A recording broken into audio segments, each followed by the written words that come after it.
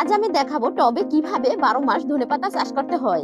এর জন্য প্রথমে নিয়ে নিতে হবে কতগুলো ধনিয়া বীজ। তারপরে এই বীজগুলোকে আমি একটা পাত্রের ভিতরে নিয়ে নেব। আমি এখানে 20 টাকার মতো ধনিয়া বীজ নিয়েছি। এরপরে এটাকে ভিজিয়ে রাখতে হবে। এর জন্য এর ভিতরে আমি সামান্য পরিমাণে জল দিয়ে ভিজিয়ে রাখবো। এই বীজটাকে মিনিমাম 3 থেকে 4 ঘন্টার জন্য ভিজিয়ে রাখতে হবে। তারপরে যেটি করতে হবে, আমি এখানে মাত্র 3টি বালতি নিয়েছি আর এই বালতির ভিতরেই পরিমাণ মতো জল দিয়ে দেব। আর এখানে নিয়ে নিতে হবে 3টি প্লাস্টিকের ঝুড়ি। এই ঝুড়িগুলোর ভিতরে আমি শুকনো মাটির গুঁড়ো দিয়ে দেব। ঝুড়ির ভিতরে অল্প ফাঁকা রেখে মাটিটা ভরতে হবে।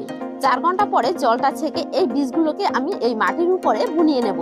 এইভাবে সব জায়গায় অল্প অল্প করে বীজগুলোকে বিছিয়ে নিন। তারপরে এর উপর থেকে আবারও কিছু গুঁড়ো মাটি দিয়ে দিতে হবে। বন্ধুরা, আমার এই ভিডিওগুলো যারা প্রতিনিয়ত দেখো তাদেরকে অসংখ্য ধন্যবাদ। তারপরে এর উপর থেকে এভাবে জল দিয়ে দিতে হবে। এরপরে আমি এই ঝুড়িগুলোকে বালতির উপরে সেট করে দেব। দেখুন, মাত্র 1 সপ্তাহ ব্যবধানে